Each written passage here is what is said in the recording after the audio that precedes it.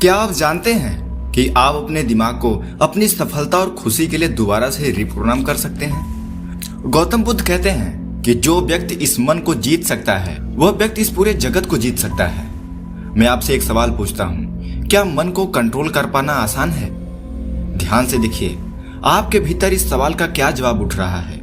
99% लोगों के भीतर इस सवाल का उत्तर होगा कि इस मन को वश में करना कठिन है, इसे वश में नहीं किया जा सकता। दूसरा सवाल, ये मन आपका है या आप मन के हैं? ये सुनने के बाद आप सबका एक ही उत्तर होगा कि ये मन हमारा है, हम इसके नहीं हैं। आपके मन में एक गहरा विश्वास बैठा दिया गया है कि मन को वश में नहीं किया जा सकता। भले ही आपको खुद ही लगता हो, पर कहीं ना कहीं आपके मन में बैठ चुका है, क्योंकि आप थक हार गए हो अपने मन के इस लगातार चलते रहने वाले विचारों, इसके ऐसे कामों से जो यह मन आपसे करवाता है। यह एक बेलगाम घोड़े की तरह है जिसे रोकना बिल्कुल असंभव है, क्योंकि ये आप मानते हैं कि मन को बस में नहीं किया जा सकता, इसीलिए आप कोशिश भी नहीं करते हैं। मगर यकीन मानना, आज इस वीडियो के खत्म होते होते आपके भीतर से यह विश्वास खत्म हो जाएगा कि मन को वश में नहीं किया जा सकता। अब मैं आपको जो कहानी बताने जा रहा हूं उसे ध्यान से सुनना और समझने का प्रयास करना। अगर आप इस कहानी को समझ गए तो आप अपने मन पर कंट्रोल करना सीख जाओगे। ये कहानी है एक वैरागी की। वैरागी वो होता है जो अपना सब कुछ छोड़कर किसी एक चीज को अपना लक्ष्य बना लेता है। कोई भी व्यक्ति वैरागी ऐसे ही नहीं बनता, उसके पीछे कोई न कोई बड़ी वजह जरूर होती है। और इस व्यक्ति की भी वैरागी बनने की एक बहुत बड़ी वजह थी। जब वह व्यक्ति एक साधारण इंसान था, तब उस व्यक्ति से उसके मन ने बहुत सारे गलत काम करवाए थे, बहुत सारे पाप करवाए थे। उस वैरागी का मन पूरी तरीके से उसका मालिक बन चुका था और वह वैरागी पूरी तरीके से उस मन का गुलाम हो चुका था। यहाँ एक चीज ध्यान से समझनी होगी कि जीवन में दो ही चीज होती हैं, या तो आप मन के मालिक बनोगे या आप मन के गुलाम बनोगे, बीच में कोई दूसरा कुछ नहीं है। जीवन में समस्त सुख सुविधाओं के प्राप्ति के बाद भी उस व्यक्ति के मन में गहन पीड़ा थी। वही पीड़ा उस व्यक्ति को वैरागी बनने पर मजबूर कर दिया। वैरागी बनने के बाद वह व्यक्ति सांसारिक लोगों से दूर हो जाता है। वह वनों में भटकता है, वह भिक्षा मांगकर खाता है, तरह तरह के ध्यान, तरह तरह की साधनाएं करता है, लेकिन उसका मन शांत नहीं होता है। जो भी व्यक्ति यहाँ तक वीडियो देखे हैं उन्हें एक बात जरूर पता होगा कि मन को शांत करना कितना कठिन काम होता है। पर आगे आप लास्ट तक वीडियो जरूर देखिए, आपको इसका उपाय 100% मिलेगा। ध्यान या किसी भी तरह की साधना का सबसे शुरुआती और सबसे महत्वपूर्ण जो पॉइंट है वह है आपके मन का शांत हो जाना। ध्यान या साधना की शुरुआत ही तभी हो सकती है जब आपका मन शांत हो। परंतु उस वैरागी का मन न तो शांत था और न ही उसकी सुन रहा था। उस वैरागी के मन में यह विश्वास पूरी तरीके से पक्का हो गया था कि मन को वश में करना, इस पर कंट्रोल पाना असंभव है। फिर एक दिन उस वैरागी को एक व्यक्ति मिला जो न तो कोई साधु संत होता है और न ही कोई बुद्धिमान व्यक्ति होता है, बल्कि वह एक साधारण सा किसान होता है जो अपने खेत में हल चला रहा होता है। वह किसान उस वैरागी के पास आकर पूछता है, क्या मैं तुम्हारी कोई सहायता कर सकता हूँ? तुम बड़े परेशान लग रहे हो। तब वह वैरागी उस किसान से कहता है कि तुम मेरी भला क्या सहायता करोगे, तुम तो एक सांसारिक व्यक्ति हो। फिर वह किसान उस वैरागी से कहता है, मैं तुम्हारी सहायता कर सकता हूँ, मैं मन को वश में करना जानता हूँ। अब आगे की बात बड़े ध्यान से सुनना मित्रों। वह वैरागी उस किसान की बात सुनकर हंसता है और कहता है, क्या क्या क्या कहा तुमने? तुम मन को वश में करना जानते हो? मैंने अपना सब कुछ छोड़ दिया, तब भी मैं अभी तक अपने मन का गुलाम हूं और तुम कह रहे हो कि तुम इसे वश में कर सकते हो। वह किसान कहता है, मन को वश में करने के लिए सब कुछ छोड़ना आवश्यक नहीं है, बस एक चीज है जिसे छोड़ना सबसे जरूरी है। फिर वह वैरागी उस किसान से पूछता है, वह एक चीज क्या है? वह किसान उस वैरागी से कहता है, गलत जानकारी।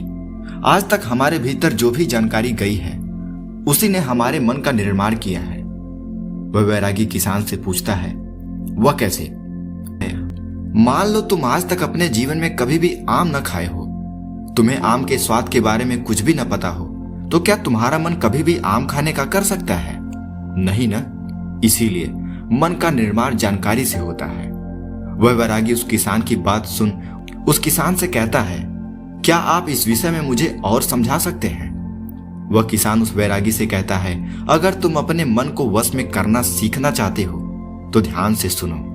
तुम अपने मन को तभी वश में कर सकते हो जब तुम अपने मन की जड़ों को देख पाओ। मन का निर्माण जानकारी से होता है। हमारे मन में जानकारी हमारी 5 इंद्रियों के द्वारा ही पहुंचती है।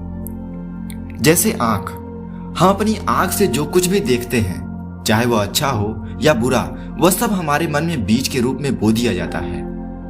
दूसरा कान, कानों के द्वारा हम जो कुछ भी सुनते हैं वह हमारे मन तक पहुंचता है।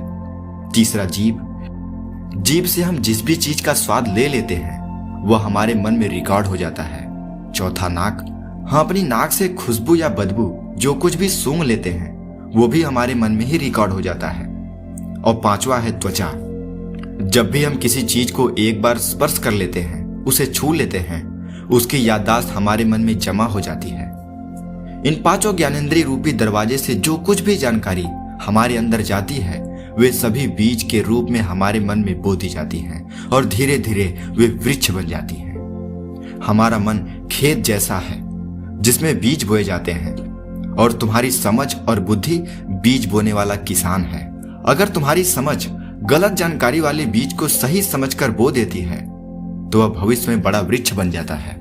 तुम्हारा मन तुम्हारे वश में इसीलिए नहीं है क्योंकि तुमने पहले से ही अपने मन में बहुत सारे गलत बीज बो रखे हैं और अब वो बीज धीरे धीरे पेड़ बन रहे हैं। वह वैरागी उस किसान से पूछता है, तो अब मुझे क्या करना चाहिए, क्योंकि अब तो मैं बहुत सारा गलत बीज बो चुका हूं और अब वे निकाले भी नहीं जा सकते। किसान इस वैरागी से कहता है, तुमने अब तक अनजाने में बहुत सारे गलत बीज बोए थे, पर अब जानबूझकर सही बीज बोना शुरू कर दो। भीतर अगर हजारों गलत बीज हैं तो क्या हुआ, अब लाखों सही बीज बोना शुरू कर दो। तुम्हें पूरे दिन बस यही देखना है कि इन 5 द्वारों से तुम्हारे भीतर क्या जा रहा है। जो जानकारी तुम्हारे भीतर जा रही है वह सही है या गलत। वह वैरागी किसान से पूछता है कि यह हमें कब तक करना होगा। किसान कहता है, जीवन भर तक, क्योंकि जिस प्रकार तुम स्वस्थ रहने के लिए अपने पेट को अच्छा भोजन देते हो उसी प्रकार मन को स्वस्थ रखने के लिए दिमाग को अच्छा भोजन दो। जीवन में हमेशा हर क्षण 2 विकल्प मिलते हैं। पहला तुम्हारे लिए सही होगा और दूसरा तुम्हारे लिए गलत होगा और तुम्हें सही का चुनाव करना होगा।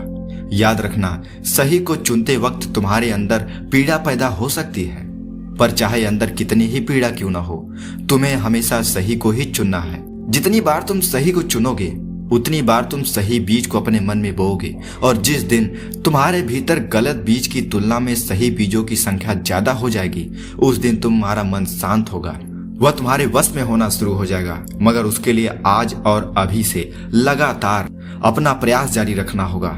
वह वैरागी उस किसान की बात को समझ जाता है, पर क्या आप कुछ समझे?